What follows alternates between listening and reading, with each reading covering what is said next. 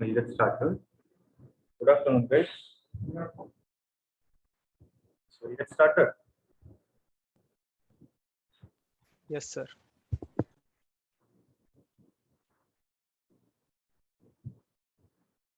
So I hope you're able to see, right? Students are on the other side. You're able to see my screen.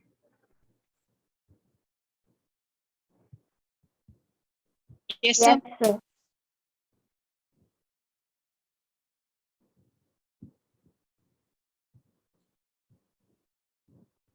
Right.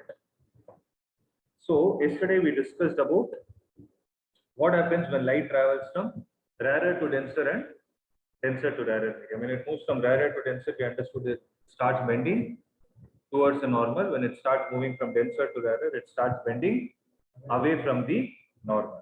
Now, the next point that we are going to see is refraction through a glass slab.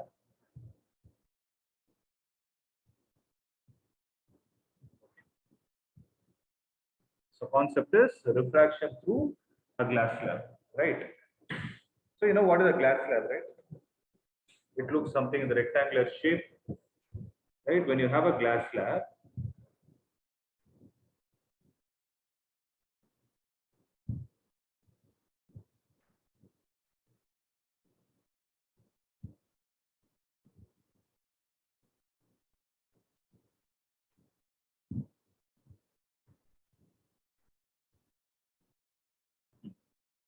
so when you take a glass slab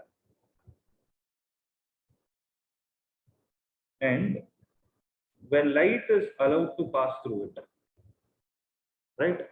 Let's say the outside medium is air, this medium is glass, and here the outside medium is again air medium. Okay. So if I take the surface, then at the point of incidence, there is an angle that is made, which we call it as angle of incidence. So the ray is traveling from which medium to which? Rarer to denser or denser to rarer? Rarer to denser means it should start bending towards or away from the normal. It starts bending towards the normal, and at this point, what will happen? At the second interface, it is traveling from denser to rarer, so it starts bending away from the normal. Right. So if I take this as I, then this angle will be R. If this is R, tell me how much is this angle? The bottom angle. It is the same R because it is alternate interior angles. And I call this angle as E, where this is called as the incident ray. This ray is called as the refracted ray, and this ray is called as the emergent ray. Right. So if I apply Snell's law at point 1, right? If I apply Snell's law at point 1, what do we get? Outside medium is air, whose refractive index is 1. Let's say the refractive index of glass is mu, and again the outside medium's refractive index is 1. So 1 multiplied with sine I will be equal to what? Mu multiplied with sine R. Right? This is the Snell's law at 1. Similarly, what is going to happen when we apply Snell's law at second point?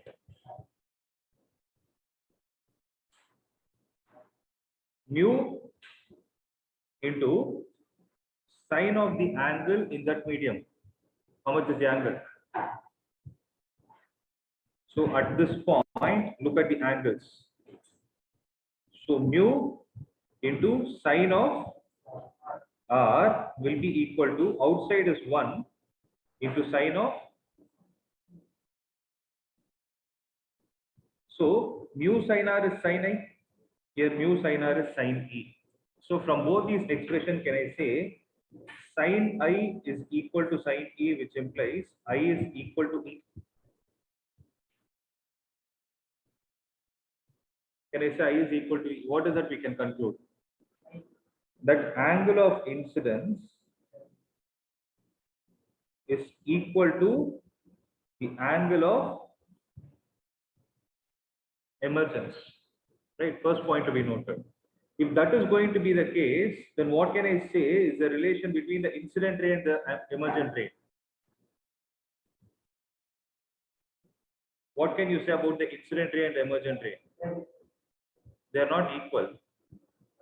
They are parallel, which implies incident ray and emergent ray are parallel to each other.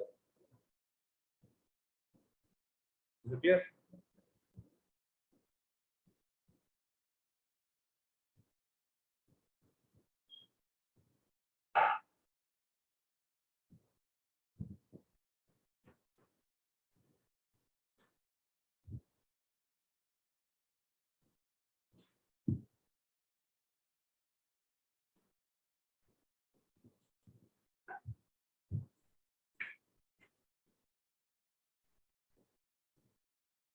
Right?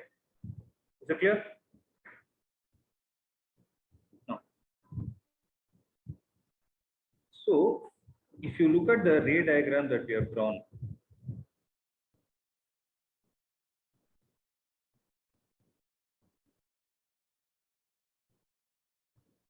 if I take this to be the angle of incidence,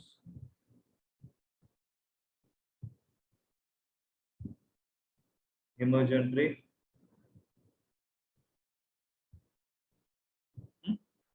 then this emergent ray and incident ray, they are parallel to each other such that there is a shift that has occurred.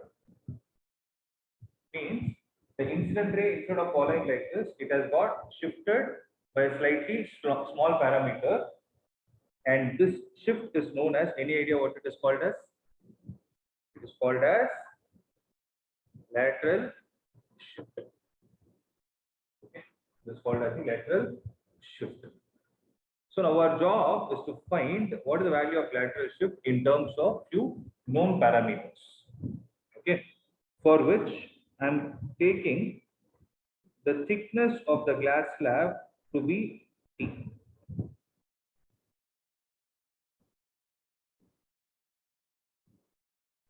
So thickness of glass slab is considered to be T, and this distance is also delta x.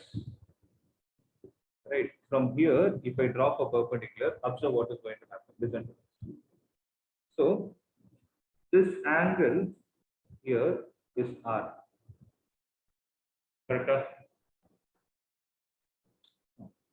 If I take this point as A, B, C, and this point as D, then I need to take two right angle triangles. So wherever I have distances to be calculated, we need to take the right angle triangles into consideration. Remember, the distance between two parallel lines is always the perpendicular distance between them. Okay. So one right angle triangle that I am able to find is A, B, C, where in this case angle A is R. Okay. Similarly, the other right angle triangle that I am able to find is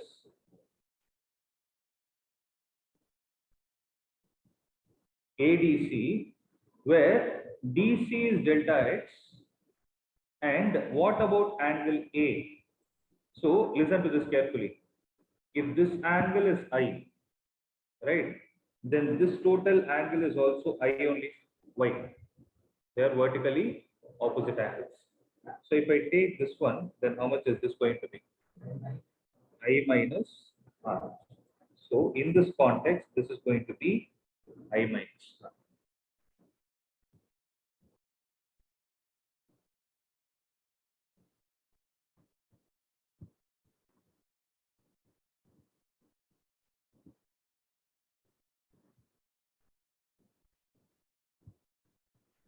Right? And AB in this context is going to be T. Is it clear, guys? Right? Now,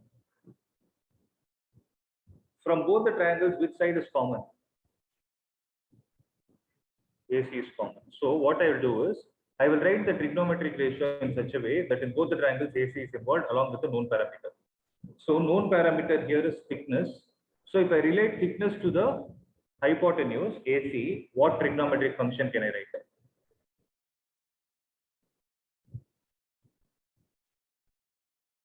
Look at the diagram.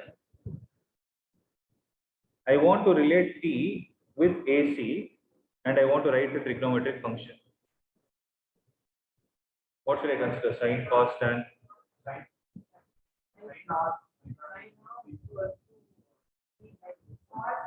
It's cos r. Because with respect to r, T is adjacent. So cos r will be equal to T divided by AC. Then what about this side?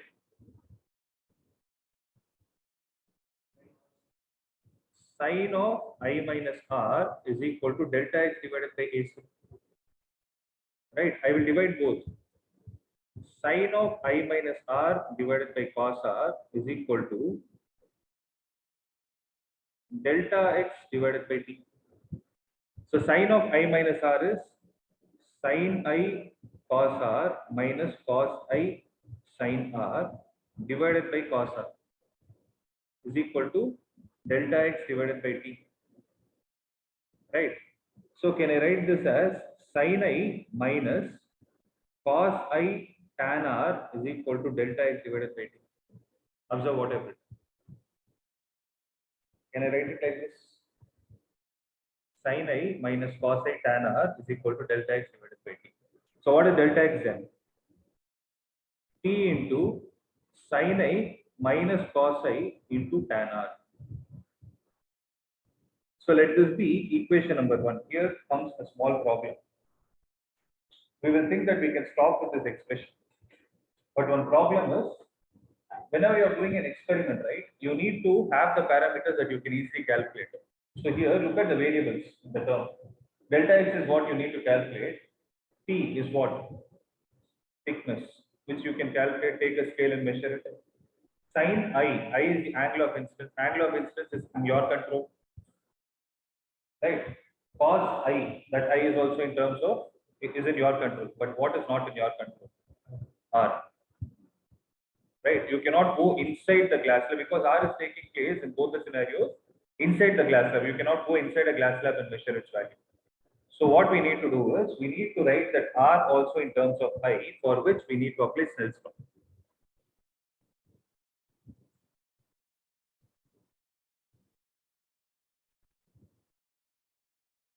At boundary 1, I get sin I is equal to mu times sin R. Okay, which implies sin R is equal to sin I divided by mu. Okay, let me call this as 2. If sin R is sin I by mu, then tan R will be sin I divided by root of mu square minus sin square. So how I got this is, if I take the right angle triangle, if I take this as R, if I take this as R, this will be sin I and this will be mu and this will be root of mu square minus sin square. You're able to understand what I'm trying to say? Right? So tan R is equal to this thing. Let this be 3. Using 3 in 1, what do we get? Delta x will be equal to T into sin I minus cos I into, in the place of tan R, can I write it as sin I divided by root of mu square minus sin square I?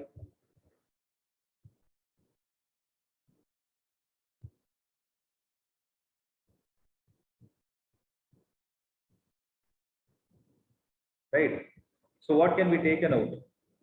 T sin I into 1 minus cos I divided by root of mu square minus sin square. This is what is going to give us the value of lateral shift. This is a slightly bigger derivation, but it's worth practicing because you get many ideas from this question, from this derivation. Those who are online, you could understand. Yes, sir. Yes, sir.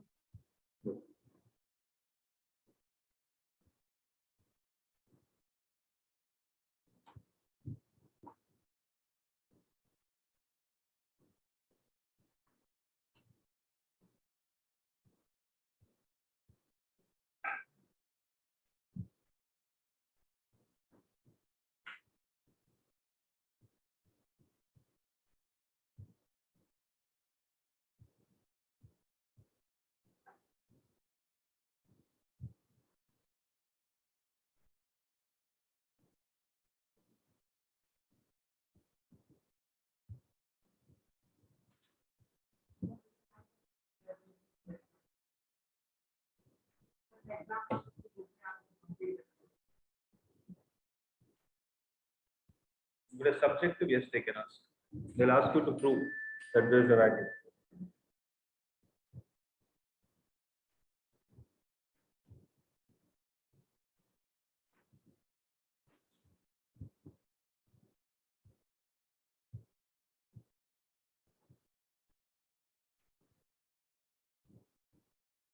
Right? Shall I proceed? So listen to this. So this is all about the refraction through glass slab, right? The next concept that we are going to see is relation between real depth and apparent depth.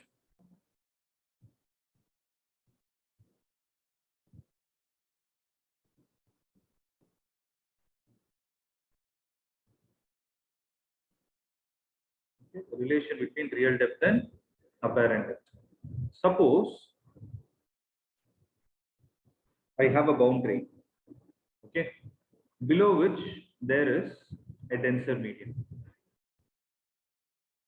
I'm not sure how many of you have observed this. Let's say you take a glass of water, okay, in a transparent glass, and water is there, inside which you drop a coin. So where will the coin be? You drop a 1 rupee coin or a 2 rupee coin, where will it go and sit? It will go to the bottom and sit because of its density, right?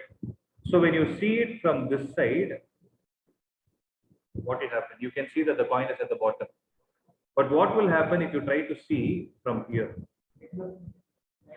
It looks as if it is floating. Right? Why is that happening? Let's see. It's because of the concept of refraction. Obviously, it's an application of refraction, but it is going to float, right? Depending on the refractive index of what material you have put that coin into, let's see how high it is going to be from the bottom. So if you look at the heading, it says real depth and apparent depth. So what do you mean by depth? Depth is a distance which is measured from the surface. Bottom is altitude. So depth is something which is measured from the surface. So if the coin is actually at this depth, that is at the bottom of that vessel, we call that as the real depth, because that is a realistic picture. But what happens because of the way we are looking at it, it appears as if it is shifted. So let's try to draw the ray diagram and locate the position of the image. So from here, okay, instead of it being a coin, let's say you put some small LED on top of it. So it will start illuminating, right? So the light is going to come in this way. One of the rays will come and hit the boundary at this angle. What is the angle of incidence here? I've told this many times. It is incident normal to the surface, but the angle of incidence is 0. Okay, because this ray, incident ray itself is acting like a normal.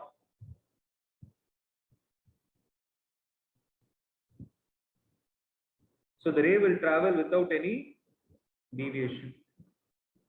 Right. After that, what is going to happen? The ray, if you take one of the rays to be like this, if you take one of the rays to be like this, the ray is traveling from denser to rarer. So it starts bending away from the normal. So it goes like this. So how many refracted rays do we have in our hand? We already have two. One is going straight, that is without any deviation, and one has got bent away from the normal. So these two rays are definitely not going to meet for sure, right? So what will happen? You try to backtrace them and you will get the location of the image.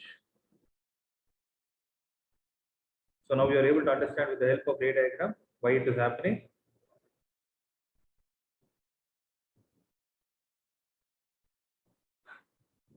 One minute.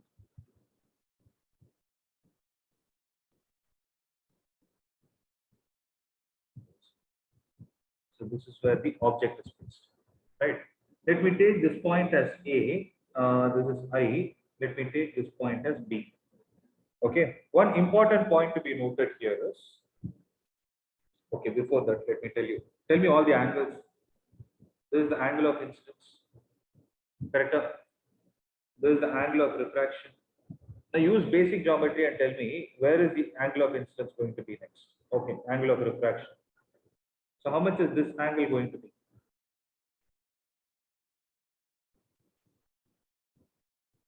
The angle AIB. That is also R only. Why? Corresponding.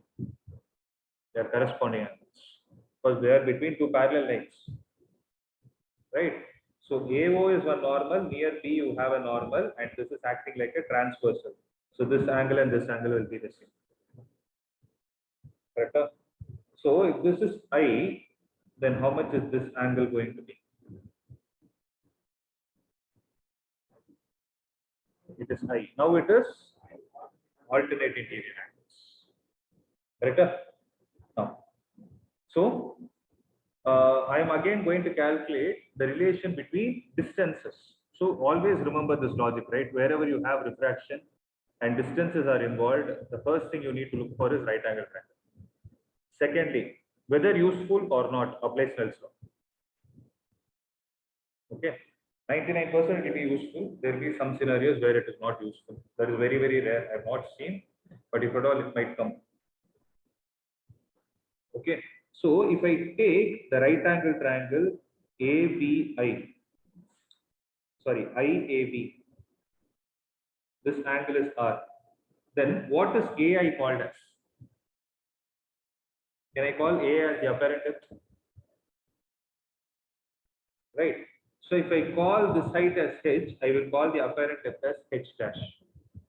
So if this is H dash, okay, then I need to look at the other right angle triangle. So concentrate on how I'm thinking rather than copying it. Look at the way I'm going to think and derive the formula. So this is H. So I took two right angle triangles, no doubt in that. So in those right angle triangles, angles are there. So I can obviously go with trigonometric concept. But I need to know which trigonometric function is to be used. For that, I will always look at the useful side and a common side. What did I do in the previous case, the case of glass slab? What was the common side that you saw? You saw, right? There is a common side, AC in both. In a similar way, look at this triangle. AB is common. But what are the useful side? AI and AO. So with respect to AI and AO, what trigonometric function can I use such that AB and the wanted side is important? I can use tan.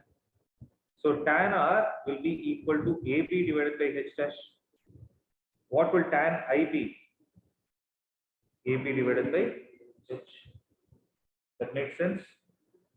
So I will find tan I divided by tan R will be equal to H divided by H dash, etc. Observe what I did. I divided both. Tan I divided with tan R. If you want, you can divide and see. You will get H dash divided one more. It is H dash by H. Sorry. It is H dash divided by H. Correct? Let me call this as equation number. Now, what did I tell you? Whether it is useful or not, apply Snell's law. So if I take the refractive index of this medium as mu, if I apply Snell's law at point D, then what will I get? Mu times sin I will be equal to mu times sin I will be equal to 1 times sin R. So sin I divided by sin R is equal to 1 by mu. Let this be equation 1. Okay. Now comes an important assumption. This one. So you're seeing with your eye, right? You're seeing it from the top. And for you to locate the position of this image at point I, the ray, the first ray and the second ray are supposed to be so close to each other. Only then you can see it as a single image. It is because the size of your eye is very small. Okay. It is because of the size of the pupil of the eye. What is going to happen is 1 and 2 are rays which are supposed to be very, very, very close to each other. When they are very close to each other, what will happen? The angles involved will become very small. So this is the point. This is not an assumption, this is a fact. So since the pupil of eye is small, rays 1 and 2 are supposed to be close to each other. Okay, first point, close to each other, which implies angles involved are very small. Angles involved are very small. Then angles involved are very small. What can you do? Sin I can be approximated to tan I, and sin R can be approximated to tan R. When this is the case, I will use this 3 in 1. If I use 3 in 1, what will I get? I'll get sin I divided by sin R is equal to h dash divided by h. Guys, this is an important step. Check and tell me if you are able to understand.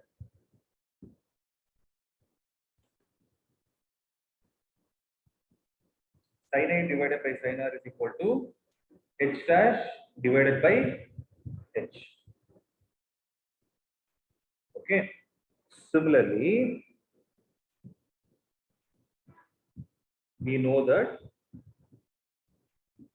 sin I by sin R is equal to 1 by mu also. That is from Snell's law. When that is the case, can I write h dash divided by h will be equal to 1 by mu, which implies h dash is equal to h divided by mu. This is the relation. It's a very, very important relation. Questions will be asked based on this result. Okay.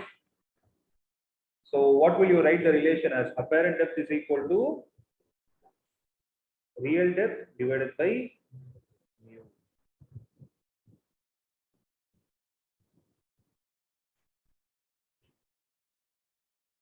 And remember, the value of mu is always greater than 1.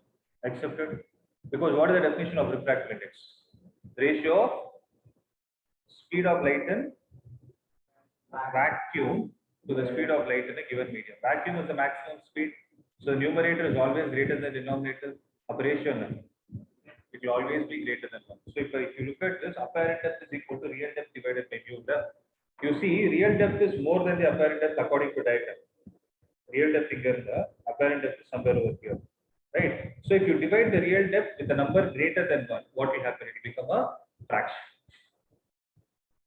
So this expression is accepted. Are you able to understand the logic? So sometimes you have to do these kind of validations also. So remember. Yeah. So this concept is applicable under what scenario? When the object is kept in the denser medium and our eye is in the rarer medium. So this is what we need to have in our mind. Here. Next. Shall I move on? Any doubts, guys? Sir, could you show the diagram for a minute? Which diagram? And the diagram for this, the apparent depth and real depth. This one? Yes, sir, 1 minute. Yeah, please make a note. Fast.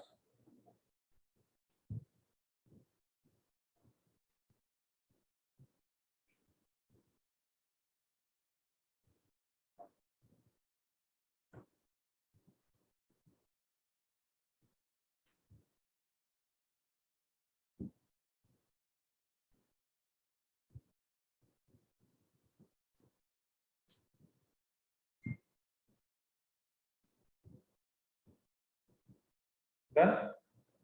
Yes, sir. Okay. So moving on to the next concept, that is total internal reflection. So after this, we'll try to do some problems.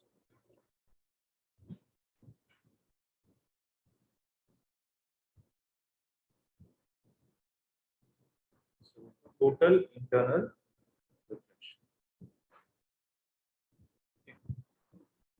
So when a ray travels from where to where? From denser to rarer medium. When a ray travels from denser to rarer medium, what happens? Ray bends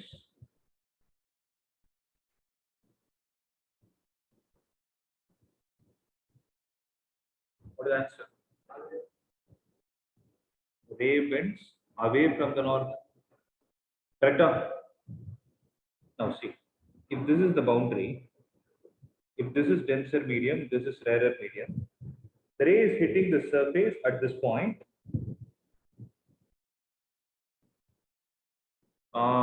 If this is the angle of incidence, the angle of refraction will be somewhat like this. Correct? So if I increase the angle of incidence from I1 to, let's say, I2, what will happen? The refracted ray will start bending. So as the angle of incidence is increasing, this is for R1 and this will be for R2. As you keep increasing the angle of incidence, there will be one particular angle of incidence at which what will happen to the refracted ray? It will start moving along the boundary, which is technically called as grazing along the surface or grazing along the boundary. So when it is grazing along the boundary, what is the angle of refraction here? The angle of refraction is 90. So can I say that particular angle at which the angle of refraction is 90 degree as critical angle? Okay. Okay. I'll put it in reverse. That angle of incidence in which medium? The angle of incidence in the denser medium for which the angle of refraction is 90 degrees is called as critical angle. This is a very, very important point. Okay. So the first term you're going to see is critical angle. That is the angle of incidence in the rarer medium for which the angle of refraction is 90 degrees. Okay. Now, when that is the case, diagram should look something like this. If I call this as a critical angle, the angle of refraction will be 90 degrees here. If I take this as mu and this as 1, mu times sine C will be equal to 1 into sine of 90 degrees. Did you understand what I did? Refractive index of the denser medium into sine of the angle in that medium is equal to refractive index of the second medium into sine of the angle in that medium. So mu is equal to, sine C is equal to how much? Sine 90 is 1 divided by mu. So C will be equal to sine inverse of 1 by mu.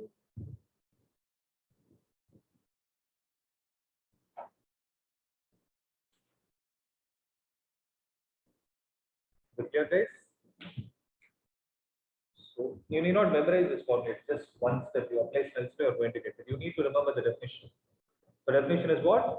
The angle of incidence in, don't forget the word, the angle of incidence in the denser medium. Angle of incidence in the denser medium for which the angle of refraction is 90 degrees. That 90 degree will happen in the rarer medium. Okay, well, is the phenomenon possible in the reverse scenario? Why? Because as the ray is traveling from rarer to denser, it starts bending more towards the normal. For this kind of a scenario to occur, it should start bending more away from the normal. Okay. So till now we didn't discuss what is total internal reflection. Ray itself is suggesting total internally getting reflected back. So how can we talk about reflection in the concept of refraction? So what is happening here? That is what we need to understand. So in the same denser medium, if you slightly increase the angle beyond the critical angle, what will happen to the ray? The ray will start bending back into the same denser medium. And that kind of a phenomenon is what is called as total internal reflection. Okay? So write it down. TIR, it is the phenomenon of bending back of light into the same denser medium when the angle of incidence is what? Is greater than the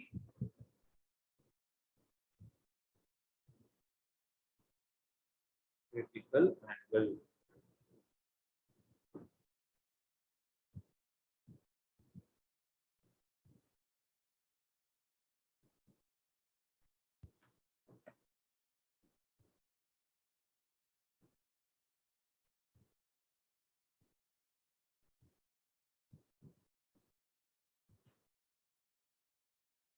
Right?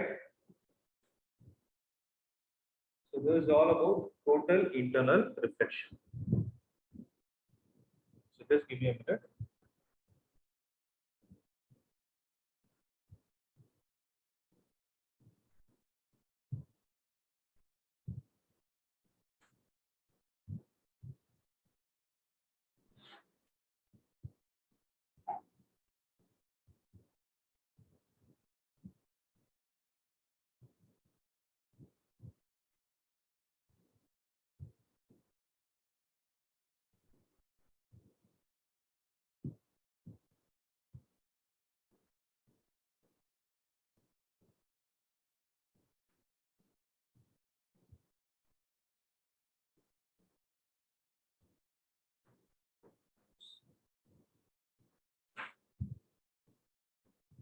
Just keep going through the concepts for 2 minutes.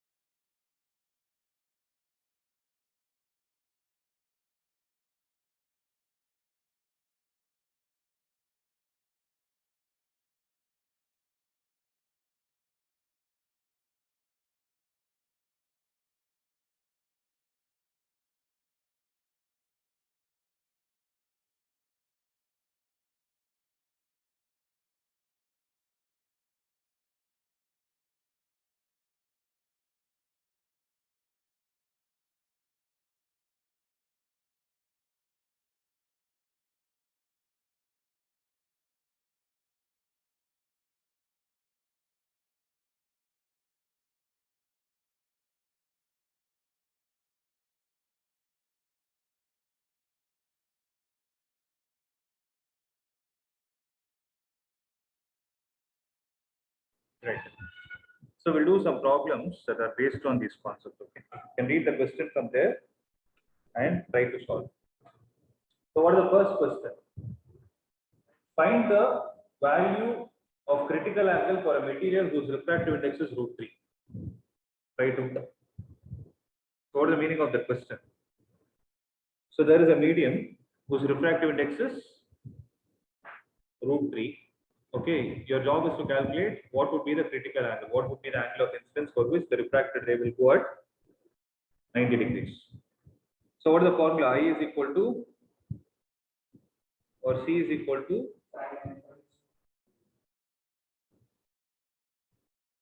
so it will be sine inverse of 1 by root. Simple problem, right? First one is this thing. Second, calculate the speed of light in a medium whose critical angle is 30 degrees.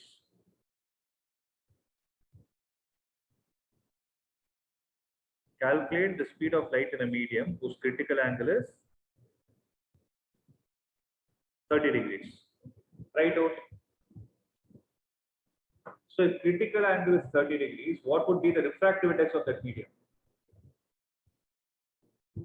1/2, sir. Is it 1 by 2? How can refractive index be less than 1? Just now I told you. It should be 2.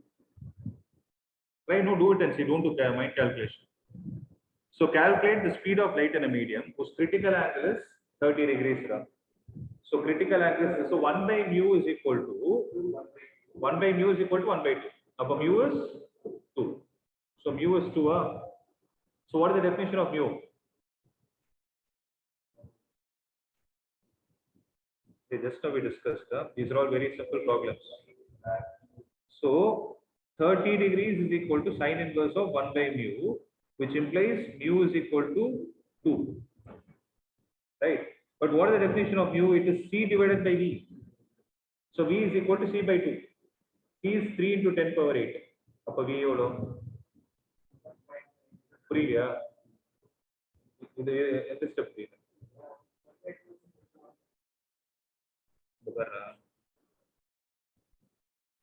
Sine 30 is equal to 1 by mu. But sine 30 evodo? Half. So 1 by mu is 1 by 2. Appa mu evodo? 2. So when mu is equal to 2, but what is the definition of mu?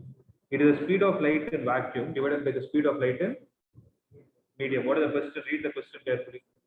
They're asking what is the speed of the light? The medium where the critical angle is this much. So that medium has a refractive index of 2. So what will be the speed of light? V will be equal to 3 into 10 power 8 divided by 2. That is 1.5 into 10 power 8 meters per second. Right?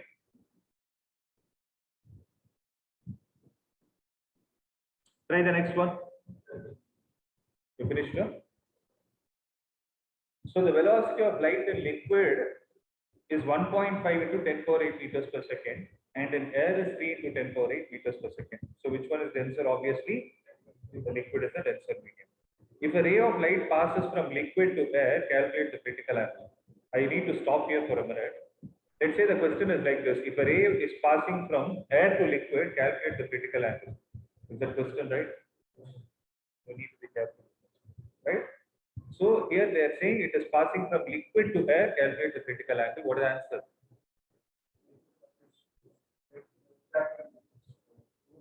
So what are the steps to be followed?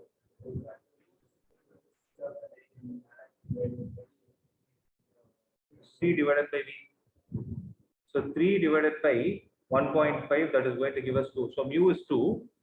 So C is equal to sine inverse of 1 by 2. 1 by mu. Mu is 2. So 30 degrees. I hope everybody is able to understand. Simple problems, right? Correct? Shall we move on?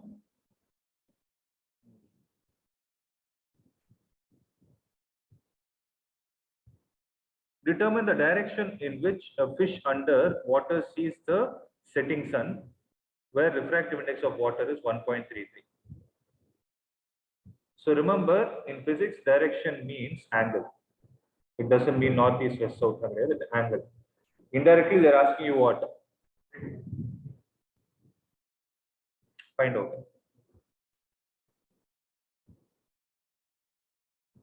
Sine inverse of 1 by 1.33. 1 by 1.33 euro. 4 by 3. So 1.33 is 4 by 3.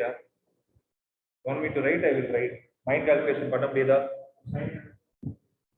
Sine inverse of 3 by 4 is the answer. Guys, those who are online, are you able to understand what I'm doing? Any doubt? No doubt, sir. Okay. So critical angle is what they are asking for the fourth problem. It is sine inverse of 1 divided by mu. Mu is 4 by 3. So sine inverse of 3 by 4 is the right answer. Correct? Fifth one. Determine the critical angle for a glass air surface if a ray of light which is incident in the air on the surface is deviated to 15 degrees when its angle of incidence is 40 degrees.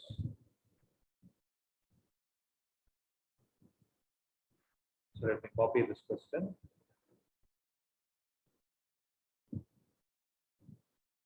So since they are asking critical angle, you will need to calculate the refractive index. For the sake of simplicity, what I'm doing is I'm converting this 40 to 30. So that you know what is the value of sine 30. Sharia, let's understand the context, what they are trying to ask. Just give me a minute.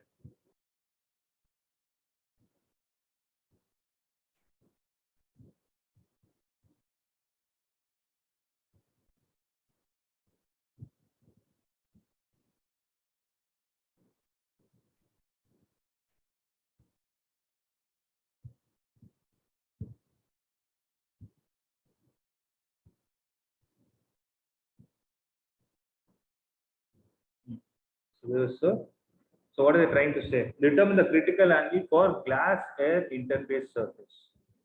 So there is glass and there is air. Okay, there is an interface.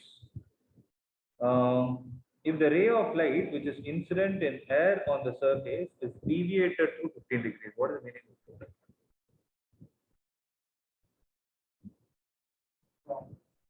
If a ray of light which is incident in the air on the surface is deviated to 15 degrees.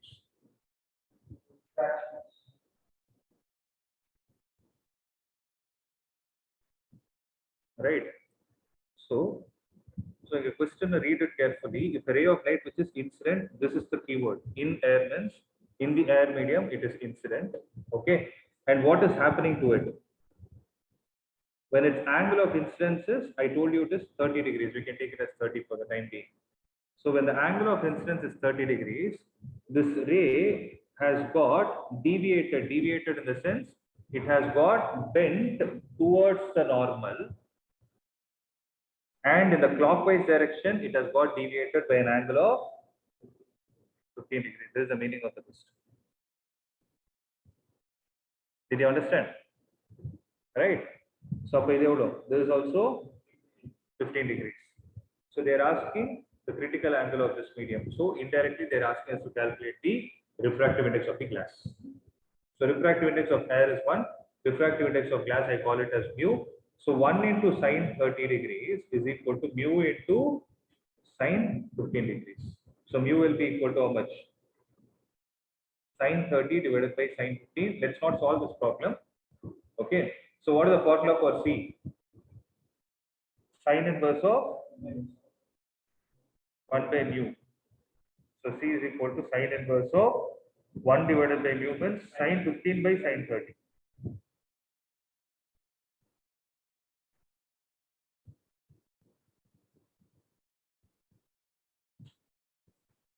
Okay, sine 15 you have to calculate using 45 minus 30, apply sine A minus B formula and then calculate. That part you can do it later, but the concept is clear, right? Next. Sixth one. There is a glass slab which is immersed in water. Okay. Find the critical angle at the glass water interface. Refractive index of glass is 1.5 and refractive index of water is 1.8. You guys do it. Check which one is denser medium, which one is rarer medium. Apply Snell's law at the boundary, we get the answer.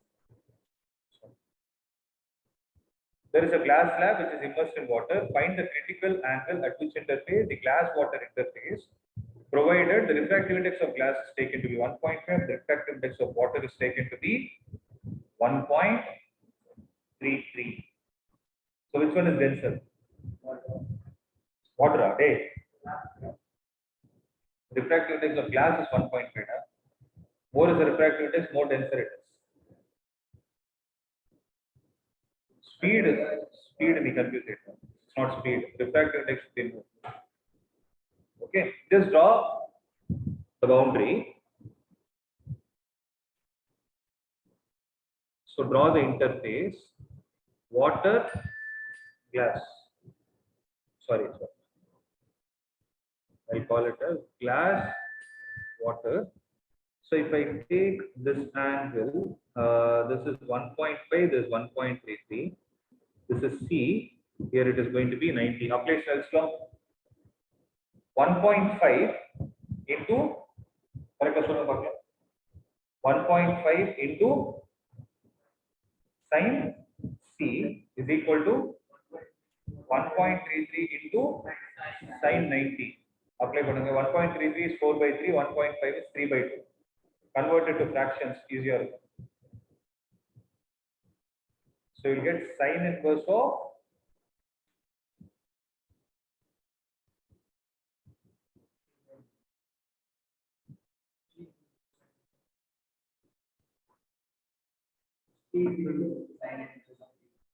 sin inverse of 8 by 9. Everybody got it?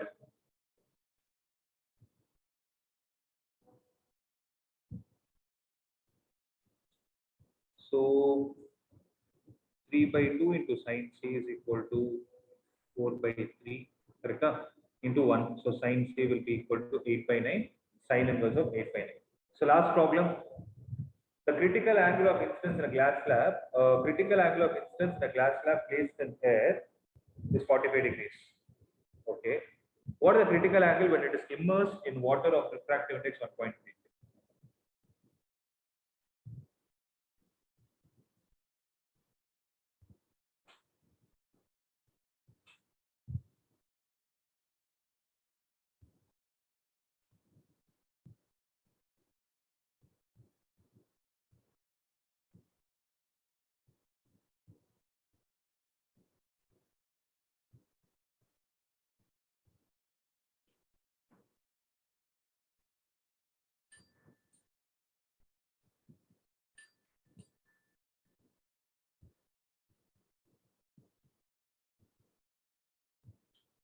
So what is expected from the first data?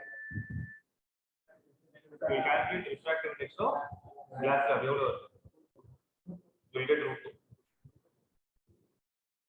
The refractive index of glass slab will come out as root 2, and they're asking the critical angle. Root 2 is greater than 11. Root 2 is 1.414, and the refractive index of water is 1.33. So glass slab is rarer medium, and this is denser.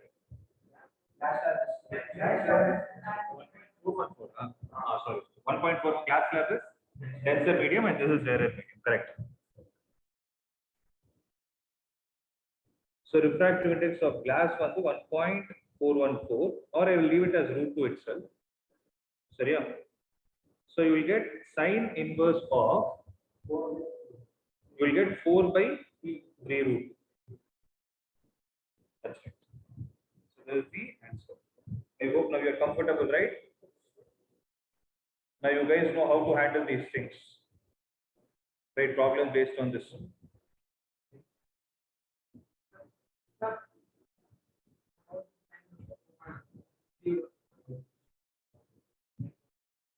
The same thing.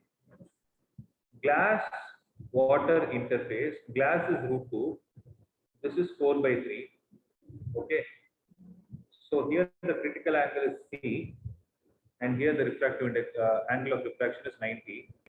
So root 2 into sin C is equal to 4 by 3 into sine 90. Sine 90 is 1. So sine c is equal to 4 divided by 2 root 3, 3 root 2. C is equal to. Clear guys? So next three problems are slightly tougher. They are good also. So those things we'll solve it in the next class, and then we'll go to the next concept, that is refraction to spherical surface. Till now, whatever we saw, refraction was taking place at the plane boundary. Straight. So now we'll see what will happen at the curved surface. Once the curved surface part is over, we'll be able to understand lens clearly.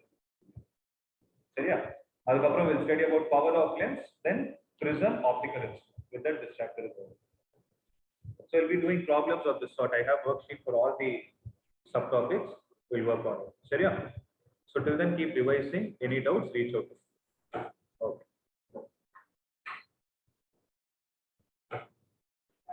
Yeah. Guys, we can log off. Thank you, sir. Thank you, sir.